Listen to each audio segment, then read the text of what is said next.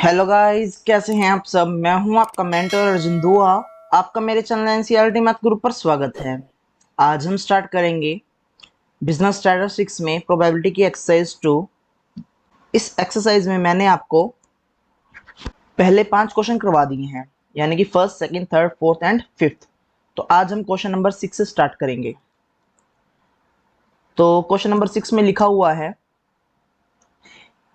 In a given race the odds in favour of three horses A, B, and C are 1:4, 2:5, 3:6, respectively. Assuming a dead heat is impossible, find the chance that one of them will win the race.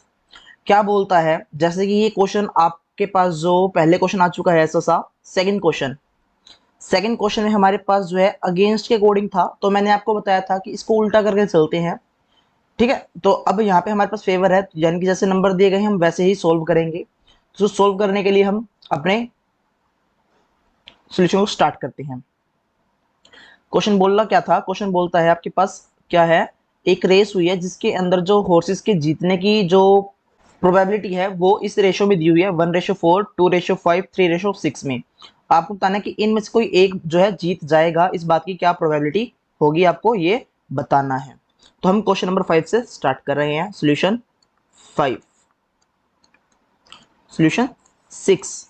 ठीक है, तो सबसे पहले हमें क्या लिखना होगा, तो उसके लिए हम लिखेंगे प्रोबेबिलिटी प्रोबेबिलिटी ऑफ हैपनिंग। अगर आपने पहले सम नहीं कवर किए हुए 1 to 5 तो आप उनको जाकर भी कवर अप कर लें पहले, ताकि आपको ये सम समझने में इजी रहे। Probability of happening A event, A event के हैपनिंग की क्या प्रोबेबिलिटी है। रेशो क्या गिवन थी हमारे पास, रेशो गिवन थी हमारे पास सबसे पहले 1:4। क्या है रेशो, 1:4। तो इसको हम क्या लिखेंगे, 1/5 लिखेंगे। क्या लिखेंगे, 1/5 लिखेंगे। सर ऐसा क्यों, मैंने आपको बताया हुआ है 1:4 है, तो ये पहला जो नंबर अगर फेवर में है तो डायरेक्ट लिखा जाता है, लिखा फेवर में हो तो इसलिए हमने डायरेक्ट लिखा। टोटल कितना होगा, टोटल 5 होगा, तो हमने लिख दिया 1/5। इसको मैं क्या नाम दे रहा हूँ, पी ए के नाम से मैं इसको डिनोट कर रहा हूँ। इसी तरह से मैं प्रोबेबिलिटी फाइंड करूंगा, probability of happening B event, जिसे मैं पी बी के नाम से लिखूंगा। इसमें रेशो कितनी है, 2:5 है। ठीक है, 2:5 है, तो इसको हम क्या लिखेंगे, एकदम सही बता रहे हैं, यस 2 बाई, वेरी गुड, 2/7 लिखेंगे। इस तरह से नेक्स्ट क्या लिखेंगे, प्रोबेबिलिटी ऑफ सी इवेंट, तो इसे मैं पी सी का नाम दे रहा हूं। इसका क्या रिजल्ट होगा, 3/9, क्योंकि 3:6 हमें लिखा हुआ था। अच्छा, अभी इसमें क्या लिखा, क्यों लिखा, ये रीजन क्या है इनका। सबसे पहले जो ए के जीतने की, यानी कि जो हॉर्स ए है उसके जीतने की प्रोबेबिलिटी क्या है, उसकी रेशो में लिखा होता 1:4। उसको कन्वर्ट कर रहा हमने प्रोबेबिलिटी में, यानी कि फ्रैक्शन में, तो हमने लिखा 1/5 होगा। फेवर में लिखा होता इसलिए 1/5 लिखा, अगेंस्ट वाला होता तो हम 4/5 लिखते। अभी 1/4 लिखा। फिर इस तरह से बी हॉर्स की जीतने की प्रोबेबिलिटी बताई हुई थी 2:5, तो इसको हमने लिखा 2/7। इस तरह से सी हॉर्स की जीतने की प्रोबेबिलिटी बताई थी 3/9, यानी कि 3:6 था, 3/9 लिखा। अब इनमें से कोई एक जीतेगा, यानी कि पी ए जीते या बी जीते या सी जीते, इनमें से कोई एक जीतेगा, तो हमने लिखा 1/5 प्लस 2/7 प्लस 3/9। इसको एलसीएम लेके हम सोल्व करेंगे। 7 5 7 9 का क्या एलसीएम होगा, एलसीएम होगा 105, 105। एलसीएम लेना सबको आता है, ये 105 आ गया। 5 के टेल में 105 हम चेक करेंगे कितने पे आता है, उस हिसाब से हम लिखेंगे 21, नेक्स्ट 30, नेक्स्ट 35। इनको प्लस करेंगे, रिजल्ट आता है 86। ठीक है, रिजल्ट क्या आता है 86। कैलकुलेटर आप सबके पास होगा, मेरे को पता है, कॉपी भी खोले और कैलकुलेटर को भी और अपने दिमाग को भी थोड़ा सा खोले। तो इसको सोल्व करके बताया हमने 86 डिवाइडेड बाय 105। कोई दिक्कत किसी को, नहीं सर कोई दिक्कत नहीं है, वेरी गुड। नेक्स्ट क्वेश्चन हम रीड करते हैं। लिखा हुआ है, in a single throw with 2 dice. आपके पास अब 2 डाइस हैं, आपने दोनों को एक साथ घेरा। Find the chance of throwing at least 8 at least 8, यानी कि जो उनका सम है वो आपके पास 8 होना चाहिए, एटलीस्ट कम से कम 8 होना चाहिए। तो अब कैसे कैलकुलेट किया जाएगा, और मोर देन 7, इसने हमें बता दिया और मोर देन 7, तो दोनों की प्रोबेबिलिटी हमें अब बतानी होगी। एटलीस्ट कम से कम 8 है, एटलीस्ट का वर्ड ध्यान रखें कैसे बोल रहा हूं मैं, कम से कम 8 यानी कि 8, 9, 10, 11, 12, ये क्या बोले मैंने नंबर, ये हमने प्लस करते हुए चलेंगे, यानी कि सम 8 आना चाहिए, 9 आना चाहिए, 10 आना चाहिए, 11 आना चाहिए और 12 आना चाहिए। इस बात की क्या प्रोबेबिलिटी होगी हमें बताना है। तो इसको हम नोट करेंगे। Question number 7, question number 7 solve कर रहे हैं, तो हम लिखेंगे द प्रोबेबिलिटी या प्रोबेबिलिटी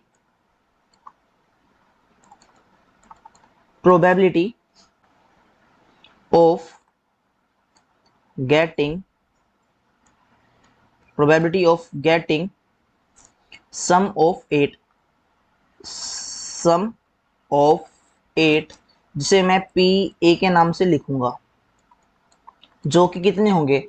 अब एक डाइस पर 8 कैसे कैसे आ सकता है, जोड़कर जोड़कर बताना है, ठीक है। एक डाइस पे तो 8 मुझे भी पता नहीं आता, दोनों को जोड़कर बताना है। जैसे कि पहला एग्जांपल 2,6, फिर 3,5, फिर 4,4, नेक्स्ट 5,3, नेक्स्ट 6,2।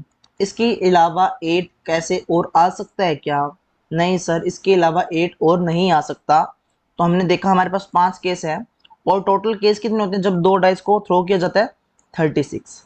कितनी होती हैं, 36 होता है। तो इसी तरह से हम अब क्या करेंगे, पी बी निकालेंगे, यानी कि 8 का हमने निकाल दिया। अब 9 की बारी, 9 कैसे कैसे आ सकता है हम वो लिखेंगे। तो कैसे कैसे आएगा, सबसे पहले हमने लिखा 3,6 लिखा, फिर हम क्या लिख सकते हैं इसके अलावा, 3,6 के बाद 4,5 लिख सकते हैं, फिर 5,4 लिख सकते हैं, नेक्स्ट एकदम सही बता रहे हैं 6,3 लिखेंगे। तो ये कितने केस बन गए, ये हमारे पास 4 केस बन गए, हमने इसको लिखा 4, टोटल 36 होते हैं। कोई दिक्कत किसी को, ये हमें सबको सोल्व करना आता है, मैंने आपको बता रखा है। एडिशन थ्योरम में हम क्या करते हैं, हर एक की अलग अलग अलग प्रोबेबिलिटी फाइंड करेंगे, उन सबको हम प्लस कर देंगे, जिससे हमारे पास एडिशन थ्योरम का क्वेश्चन सॉल्व हो जाता है, जो म्यूचुअली एक्सक्लूसिव वाले होते हैं। इसी तरह से हम फिर फाइंड करेंगे 10 के लिए कि 10 सम कैसे आएगा, जिसे मैं पी सी के नाम से लिखूंगा। 10 कैसे कैसे आएगा, 6,4 आएगा, 4,6 आएगा, 5,5 आएगा, तो कितने हो गए, 3 हो गए। तो अगर आप ये ध्यान से देख रहे हैं तो आपके पास नंबर कम हो रहे हैं, 5, 4, 3, नेक्स्ट कितना आएगा, अंदाजा लगाएंगे तो हम एस्टिमेट करते हैं तो 36 तो नीचे लिखा है, तो ऊपर क्या लिखा है मैंने, 2 लिखा है। इस तरह से फिर 12 कितनी बार आएगा, 1 बार आएगा। 12 कितनी बार आएगा, 1 बार आएगा। ये 11 के आने के सम की प्रोबेबिलिटी, ये 12 के सम के आने की प्रोबेबिलिटी, जिसे मैं पी डी और पी ई लिख रहा हूं। इधर किसी को कोई दिक्कत आई, नहीं सर कोई दिक्कत नहीं, सब समझ में आ रहा है। फिर हम क्या करेंगे, इन सबको प्लस करते हुए चलेंगे, इन सबको प्लस करते हुए चलेंगे, यानी कि रिक्वायर्ड प्रोबेबिलिटी क्या रहेगी,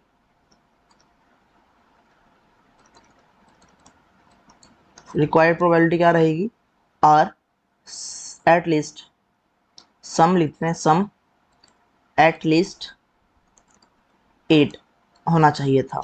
तो हम लिखेंगे 5/6, 5/36, 4/36, नेक्स्ट 3/36, नेक्स्ट 2/36, नेक्स्ट 1/36। अच्छा जी, अब इन सबको प्लस करते हैं, 5 + 4 + 3 + 2 + 1, तो टोटल आता है 15। कितना आता है, 15।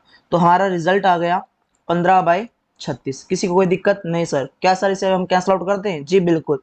स्टार्टिंग में क्यों नहीं किया, क्योंकि हमें पता है सबके नीचे 36 आना है, क्यों काट कर फिर ऐसे मुश्किल ने क्यों बनाए क्वेश्चन को मुश्किल, इजी ही बना लिया जाए। तो हमने लास्ट में आके कैंसिल आउट करते हैं, तो 15 और 36 सेम टेबल पे कैंसिल आउट होंगे, 3 के टेबल पे 3 5 15,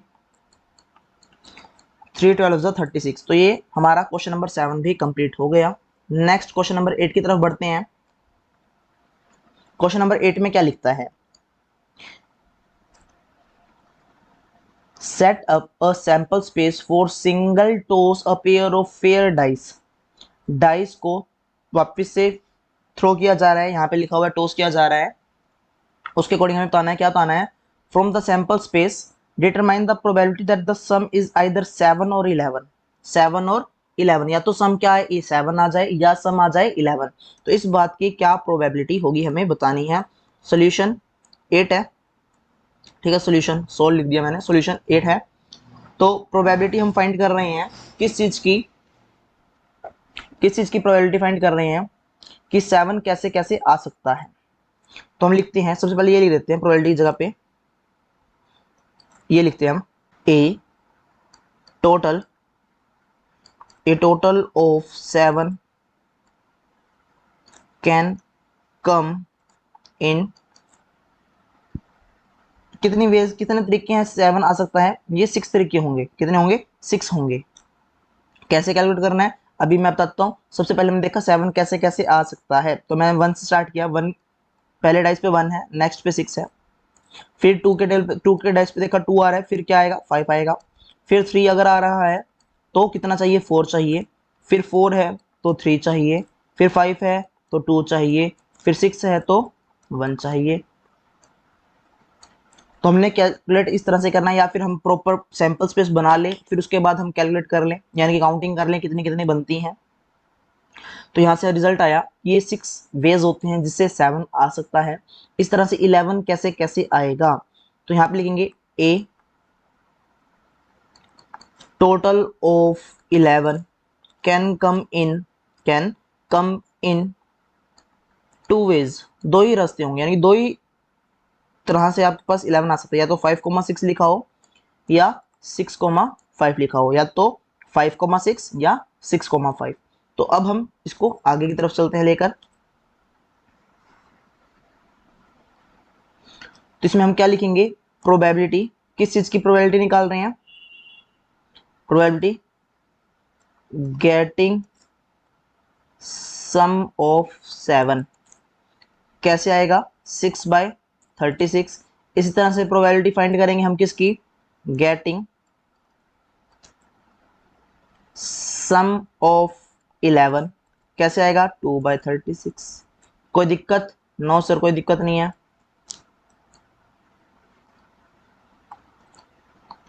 नेक्स्ट हम सोल्व करते हैं, यानी कि रिक्वायर्ड प्रोबेबिलिटी क्या होगी, रिक्वायर्ड प्रोबेबिलिटी क्या होगी। तो मैंने बताया भी आपको कि इसमें आपको P जो है सम ऑफ 7 और 11 चाहिए। 7 की प्रोबेबिलिटी आपने फाइंड कर ली है, कितनी है 6/36 है, और 11 की कितनी है 2/36 है, प्लस कर कर लिख देंगे 8/36। अच्छा ये कैंसिल आउट होगा, तो इसे कैंसिल आउट भी हमें करना है, तो कैंसिल आउट हो जाएगा। 4 के टेबल में कैंसिल आउट कर रहा हूँ, 4 2 8, 4 9 36। तो इस तरह से इसको कैलकुलेट करना था। तो कितने इजी इजी सम है, आप खुद से भी प्रैक्टिस करा करें, जितनी ज़्यादा आप प्रैक्टिस करेंगे उतनी जल्दी आपको ये सम समझ में आने शुरू हो जाएंगे और आप क्वेश्चन को सोल्व कर पाएंगे।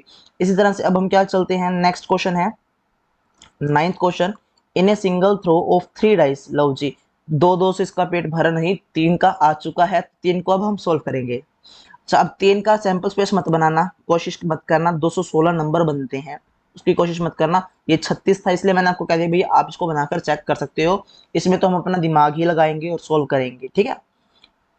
Find the probability of getting a total 17 और 18।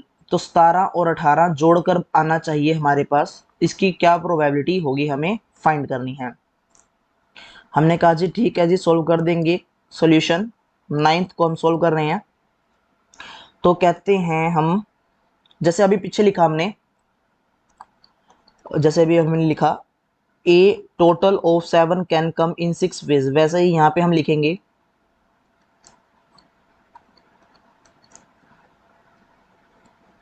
ए total of 17 can come in, कितने वेज होंगे 3 वेज होंगे, इन 3 वेज। कैसे कैलकुलेट किया मैंने, मैंने सबसे पहले अपनी तरफ से नंबर सोचा 17 बनाना है। मैंने सोचा अगर मैं 1 लिखता हूँ, मैं अगर 1 लिखता हूँ तो मेरे को दो डाइस में क्या क्या लाना पड़ेगा, तो 8 8 चाहिए मेरे को दोनों में कम से कम, तो 8 8 तो आता ही नहीं है, तो मेरा 1 वाली लाइन तो सारी खत्म। फिर 2 वाली स्टार्ट की, मैंने कहा 6 6 12 और 2 14, ये भी लाइन नहीं आती। फिर मैंने 3 से स्टार्ट किया, 6 6 12 और 3 15, ये लाइन भी नहीं बनती। फिर मैंने 4 का सोचा, ये 16 बनाता है मैक्सिमम। फिर मैंने 5 लाइन पे आया, तो 5 वाली में मेरे पास 17 बनने के चांसेस होते हैं।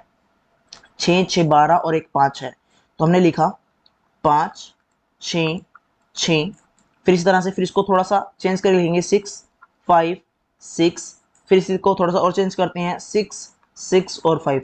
ये देखिए, ये 3 वेज हैं जिसके और कहीं 17 नहीं बन सकता। अच्छा सर, अभी आप कहोगे मेरे को सर यहाँ पे 6 वाली में तो बन सकता है, अगर हम लेके चलते हैं 6 पे, पहले पहला नंबर 6 आ गया, दूसरे पे हम कुछ और नंबर लिखते हैं, जैसे कि मान लेते हैं 4 लिखा, तो ये हमारे पास 10 आया, तो हमारे पास 17 बनाना है। 10 में 17 7 चाहिए, 7 तो होता ही नहीं है, इसलिए हम इसको नहीं लिखेंगे। ये 3 ही केस बनेंगे, आप कुछ मर्जी देख लें, कहीं मर्जी देखें, चाहे आप प्रॉपर टेबल बनाकर चल लें, आपके पास यही आंसर रहेगा। और जैसे मैंने आपको बताया, आप अपनी तरफ से 2 नंबर को लेकर चलें, और आपको जो टोटल बोला जाएगा उस टोटल में से इसको लेस कर दो। तीसरा नंबर आप चेक करें क्या वो डाइस पे आ सकता था या नहीं, अगर हाँ तो वही आपका सोल्यूशन होगा। तो यहाँ पे इस तरह से नेक्स्ट को सोल्व करेंगे। ए total of 18 can come in, कितने वेज होंगे, एक ही वे होगा सर, ये तो हम भी बता सकते हैं ना, बड़ा इजी है। क्यों बता सकते हैं, क्योंकि 6 6 और 6 के अलावा कहीं और तो 18 बन नहीं सकता। 6 6 और 6, 666 के अलावा कहीं और 18 नहीं बन सकता, तो ये एक तरीका है। अब प्रोबेबिलिटी हम लिखेंगे, probability probability of getting getting a total of 17 is कितना होगा, 3/216, कितना होगा, 3/216। इसी तरह से नेक्स्ट हम फाइंड करेंगे probability of getting sum total of कितना, 18। कितने आंसर है, एक है, 216 से डिवाइड होगा। अब हमें रिक्वायर्ड प्रोबेबिलिटी क्या होगी, रिक्वायर्ड प्रोबेबिलिटी क्या होगी, हम उसको लिखेंगे। हमने कहा जी हमें सम चाहिए था, सम इज 17 और 18, तो यहाँ पे टोटल करेंगे, 3/216 लिखेंगे प्लस 1/216 लिखेंगे, जोड़कर आंसर हो जाएगा 1/216, 4/216, ठीक है, 4/216। अच्छा, अब इसको कैंसिल आउट करेंगे, इसको अगर हम कैंसिल आउट करते हैं तो कैंसिल आउट करके क्या लिख सकते हैं, 4 के टेबल पे कैंसिल आउट कर देते हैं, तो ये 1/54 आ जाएगा आपके पास, ठीक है। इस तरह से अब आगे चलते हैं। नेक्स्ट क्वेश्चन क्या है, जो कि इसका लास्ट पार्ट बनेगा, लास्ट क्वेश्चन है इस एक्सरसाइज का, इससे हमारी एक्सरसाइज भी डन हो जाएगी। क्या लिखता है, in a single throw 2 dice find the probability obtaining a total 9 और 11। लो जी, इजी सा क्वेश्चन है, आप खुद ट्राई करें पहले, फिर उसके बाद इसको देख ले क्या सोल्यूशन हमने सही किया या नहीं। 9/11, 9 और 11 है हमारे पास, तो मैं थोड़ा सा शॉर्ट में करवा देता हूँ इसको, क्योंकि हमें पता है लिखना क्या है और किस तरह से लिखना है, क्योंकि अभी हमने 2 क्वेश्चन सेम किए हैं लगभग लगभग। तो probability sum of 9, probability sum of 9 की क्या आएगी, 9 कैसे कैसे आ सकता है, तो इसको काउंट करेंगे हम। 9 आएगा हमारे पास 4 तरीकों से, कैसे कैसे, 3,6, 4,5, 5,4 और 6,3। तो यहाँ लिखा हमने 4 बाई कितना लिखेंगे, 36 लिखेंगे, 216 नहीं लिखना, 2 ही डाइस हैं। 3,6 लिखा, नेक्स्ट 4,5 लिखा, नेक्स्ट 5,4 लिखा, नेक्स्ट 6, हमने ये हमने 4 केस बनाए थे। इस तरह से 11 आने की क्या प्रोबेबिलिटी होगी, सम ऑफ 11, 11 6 5 और 5 6 इन दो के अलावा कहीं और नहीं आता, तो यहाँ पे 2 केस बने, 5,6 और 6,5, तो ये 2 केस बनते हैं। तो इनकी रिक्वायर्ड प्रोबेबिलिटी क्या होगी, रिक्वायर्ड प्रोबेबिलिटी क्या होगी, हम लिखेंगे 4/36 और 2/36, दोनों को जोड़ दिया तो 6/36, कैंसिल आउट करेंगे तो 1/6। तो ये हमारा आंसर हो जाएगा। इस तरह से हमने जो हमारी सेकंड एक्सरसाइज कंप्लीट कर ली है। अगर आपको वीडियो अच्छी लगती है, वीडियो को लाइक करें, दोस्तों को शेयर करें। अगर आपने अब तक चैनल को सब्सक्राइब नहीं किया, चैनल को सब्सक्राइब कर लें, बेल आइकन को प्रेस करना मत भूलना ताकि आपको नए नए वीडियोस की नोटिफिकेशन सबसे पहले मिल जाएं।